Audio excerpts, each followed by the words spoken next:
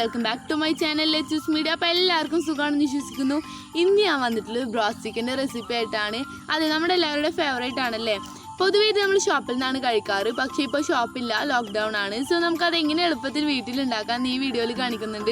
So video എല്ലാവരും മുഴുവനായി skip ചെയ്യാതെ കാണാം. സോ നമുക്ക് നമ്മുടെ വീഡിയോയിലേക്ക് കടക്കാം. അതിനു മുമ്പ് നമ്മുടെ ചാനൽ ഇതുവരെ സബ്സ്ക്രൈബ് ചെയ്യാത്തതുകൊണ്ട് സബ്സ്ക്രൈബ് ചെയ്യാം.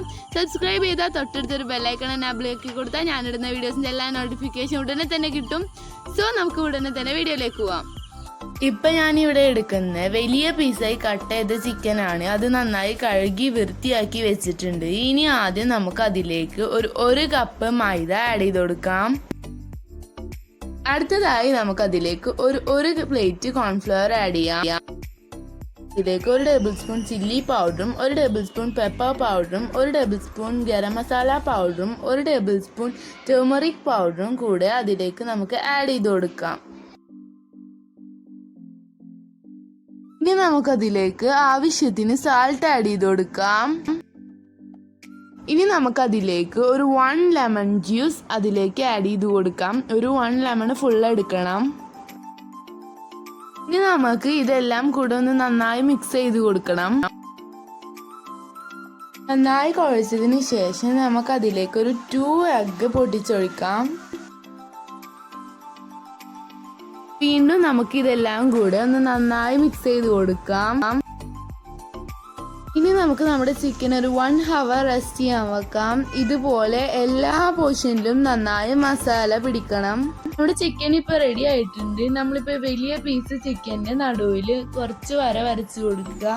അത് ഞാൻ പറയാൻ വിട്ടുപോയതാണ്. അതിൻ്റെ ഉള്ളിലേക്ക് മസാല കയറാൻ വേണ്ടിയിട്ട് ആവശ്യം ഓട്സ് ആണ്. ഇപ്പം ഞാനിവിടെ വൈറ്റ് ഓട്സ് ആണ് എടുത്തിട്ടുള്ളത്.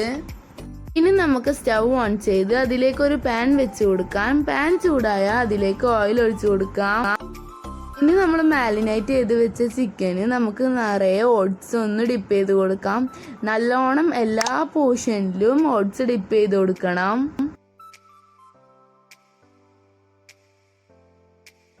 ഓയിലൊന്ന് ചൂടായി വന്നാൽ നമുക്ക് അതിലേക്ക് നമ്മുടെ ചിക്കൻ ഇട്ട് കൊടുക്കാം.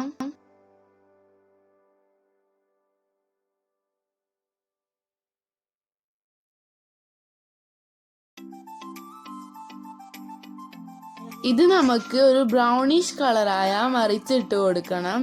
പിന്നെ ഇതെപ്പോഴും ഒരു ലോ ടു മീഡിയം ഫ്ലെയിമിൽ ഇട്ട് കൊടുക്കണം.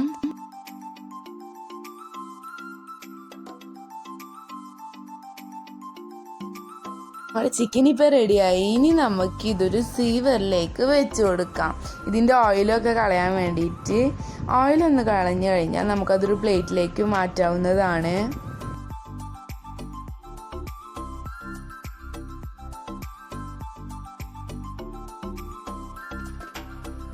ഇപ്പോൾ ഇതാ നമ്മുടെ എല്ലാതും ഫ്രൈ ചെയ്ത് കഴിഞ്ഞു. നമുക്കിതിലേക്ക് മയോണൈസും ഫ്രഞ്ച് ഫ്രൈസും ഒക്കെ കൂട്ടി കഴിക്കാവുന്നതാണ്.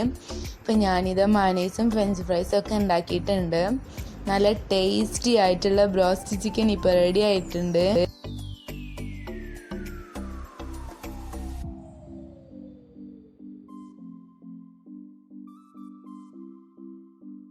വീഡിയോ എല്ലാവർക്കും ഇഷ്ടപ്പെടുന്നതായിരുന്നു. ട്രൈ ചെയ്താൽ ഫീഡ്ബാക്ക് അറിയിക്കുക.